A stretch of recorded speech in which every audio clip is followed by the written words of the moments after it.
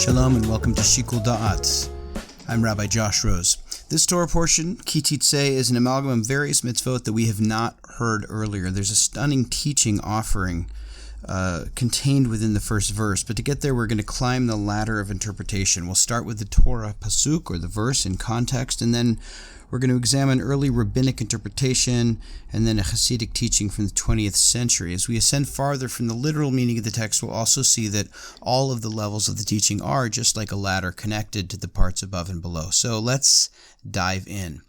The very first lines of the parshah are this: when you take the field against your enemies, and Hashem, your God, delivers them into your power, and you take some of them captive, and you see among the captives a beautiful woman, and you desire her, and would take her to wife, you shall bring her into your house, and she shall trim her hair and let her nails grow. And interestingly, sometimes that's translated as you shall pare her nails, so it has two opposite meanings, it would seem. And discard her captive's garb. She shall spend a month's time in your house, lamenting or mourning her father and mother. After that you may come to her and possess her, and she shall be your wife. Then, should you no longer want her, you must release her outright. You must not sell her for money. Since you had your will of her, you must not enslave her. Before we explore these difficult verses, let's look at textual and then historical context. The textual context is that Moshe and the Israelites are preparing to enter Eretz Yisrael, the land of Israel. He is readying them for the tools that they will need for life there and for its eventualities. Though much of Deuteronomy, Devarim in Hebrew, is repetition of what came previously, as the Latin roots of its name suggest, there are in fact many teachings that we have not seen before, and this is one of them. So for the historical context, I want to say that, well, we should be made uncomfortable by this text, which I am.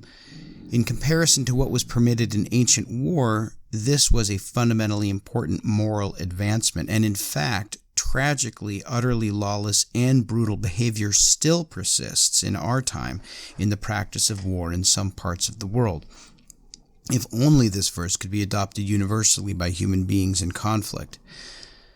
Well, we needn't be apologists for this text, in spite of what I've just said. I am, as I said, deeply uncomfortable reading these verses. It is an assumption of the text that the woman's fate is to be decided by her captor, and our hearts could break just thinking about the horror of these verses as experienced by the captive woman. In any event, let's look carefully at the text itself and see what we learn from it. First of all, to summarize the verses we read, we're talking about a situation of war. A male soldier may take a woman captive. If he desires her and wants to marry her, he may, but he has to meet these conditions. He has to bring her home, trim her hair, let her nails grow, or as I mentioned before, pare her nails, depending on the translation. Her original clothing is to be discarded, and we can assume she is fitted with other clothes. She is to be left alone for a month to mourn, and then if her captor no longer wishes to marry her, she is to be sent away free and may not be sold. What meaning can such a piece of Torah, which seems to cut against our most basic notions of humanity, have for us today? Well, let's listen to the rabbis. The Sifrei, a midrash with teachings from early rabbis, focuses on the requirement to remove the clothing she had been captured in. And it says, "This teaches us that he must remove her alluring clothing and dress her in widow's clothing, because the Canaanites would dress their daughters enticingly to cause others to pursue them." Now, whether Canaanites actually dressed women in revealing or alluring clothing to seduce soldiers is not of interest to me. But notice that the rabbis are amplifying the moralizing note in the Torah. The first step, say the rabbis, is to put her in clothing that is less alluring. The Sifrei now turns the focus into the morality of the soldier. Because what clothing is she to don? That of a mourner, the Sifrei tells us. Sexual attraction suggests life, generation, creation, but the Sifrei emphasizes her mourning, which is mentioned in the Torah, to create a context for the moral choice facing the soldier. She is now seen as a person grieving or mourning for her family. At the risk of over-reading our midrash, I want to suggest that the soldier is being forced to see the humanity of the captive woman. Initially, she was a sexual object. His passion was aroused for her, and he wanted her. Now he's being forced to see her as a subject experiencing the world of her grief. She is becoming a real person to him.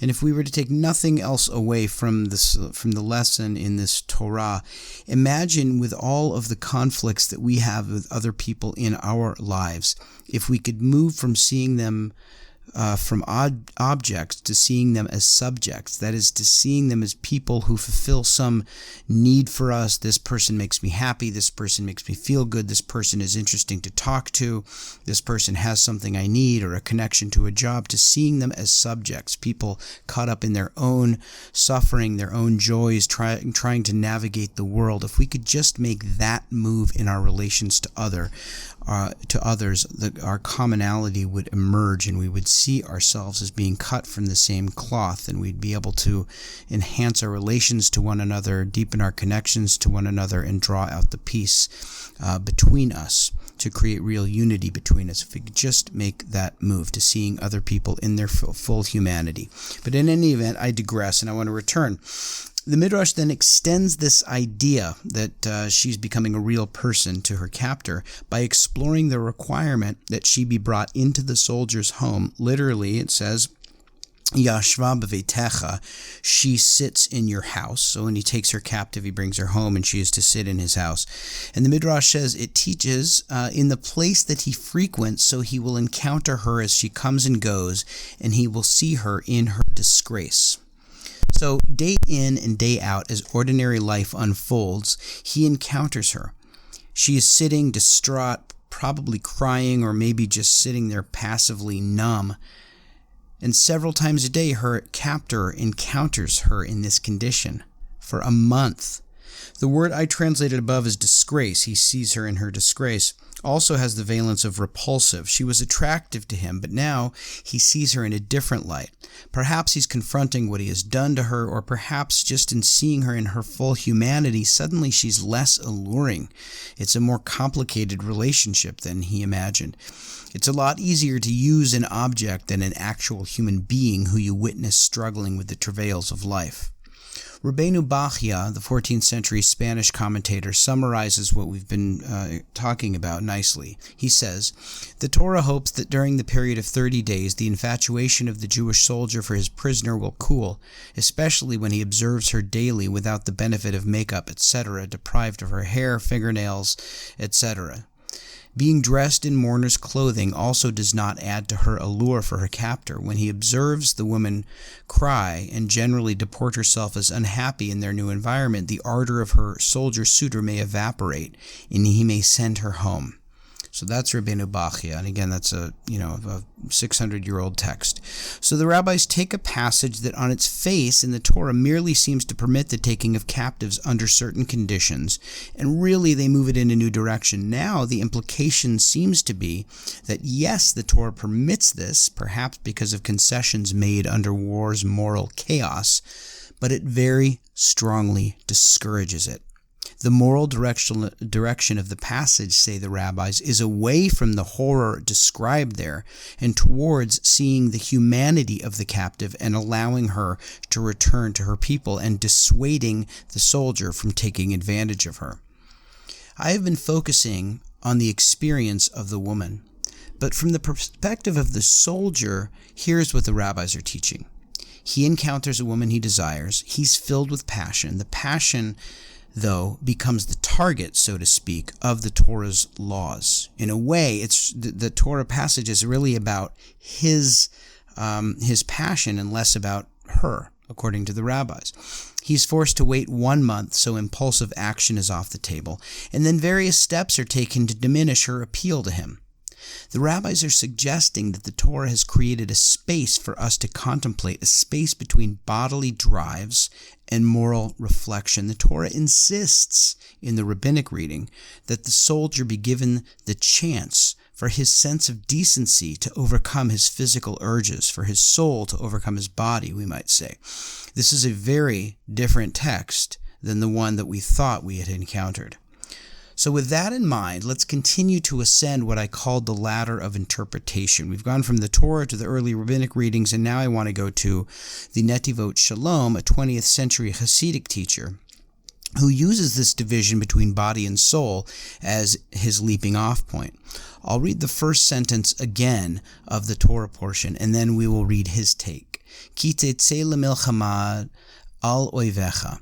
When you take the field against your enemies, and the Lord your God delivers them into your power, and you take some of them captive, and then it continues with the passage that we've discussed. And the Netivot Shalom, our Hasidic teacher, says, that is when you, singular, fight against your, singular, enemy. Your enemy, the phrase your enemy in the Torah is singular, and the Torah does not say against an enemy, meaning that the Torah is speaking of the enemy that is known to you. He goes on, the Zohar and other holy books tell us that this is an allusion to the ongoing battle that the Jew fights with the enemy of his soul, that is the Yetzer Hara. In this month of Teshuvah, a Jew must know that the human situation is a war against, quote, your enemy. And this is what the Torah means when it says, when you go out. The sign to identify the unique purpose of an individual is when one sees something that causes his Yetzer Hara, his evil inclination, to overcome him with his natural impulses, then this is the unique enemy, and this is the point that it is his purpose to repair. The Netivot Shalom points out that the use of the singular possessive in the first verse of the Torah, when you go out against your enemy, it doesn't make sense in the context of war. People don't fight war as individuals, but rather as an army. The fact that the Torah addresses itself to you, second person singular, indicates that this is a personal, spiritual battle. The Netivot Shalom's reading fits nicely with, and no doubt is founded upon, all of the earlier rabbinic interpretations that we already talked about. The earlier rabbis already identified the spiritual battle. The Netivot Shalom is just taking this to its logical extension. So I want to close just by reflecting on the power and beauty of his teaching. Now, I don't love the language of enemy and spiritual warfare, and thinking about the Teshuvah work, the self-repair work that I have to do in this season. I believe strongly that personal reflection and spiritual development grow best in the soils of self-compassion. It's not about letting ourselves off the hook, but rather it's about the way that we approach our mistakes, the way we relate to our own transformation, and how patient and compassionate we will be with ourselves through that process. I just think it works better when we have some self-compassion. Nonetheless, his teaching in this language of enemy can be very powerful. I'm struck by his phrase, the Torah is speaking about an enemy that is known to you. There's something so powerful about the idea that I and I alone know what it is that I have to address in my life. I know the reach and the particular challenges of my Yetzer Hara, of my inclination towards selfishness or evil or bad acts, and its particular strategies for perseverance. I feel the Netivot Shalom speaking to me when he says that when my Yetzer Hara rises up, I should pay attention. And in that I actually hear not a pessimism, but a great hopefulness. Because of his healing words, this is the point that it is my purpose to repair. When we backslide, fall into those ruts of behavior and emotional habits that we know we need to get away from. That's not bad per se. Each time it happens, there's an opportunity. Now I know what I have to work on. There's my impatience rising up. There's my selfishness. And when we encounter those moments, we have an opportunity to say, yes, that's my specific challenge, something pointing the way to the deep repair that we each have to make. It is very particular for each of us, very personal for each of us. And now, in the month of Elul, is the time for us to be attuned, to watch ourselves. The Netivot Shalom gives us a beautiful gift to think about this month of Elul as the time of our going out to encounter, that is to pay very close attention to when the Yetzer rises up, in his language, when the enemy rises up, or what we might say is our personal spiritual challenges. Take those moments and use them. Understand and patiently note all of the challenges that come up, And the month of Elul leads into Rosh Hashanah, and this time in which we now face the new challenges that each of us must. This is the month of our going out. May we each prevail. Thank you so much. Shabbat Shalom.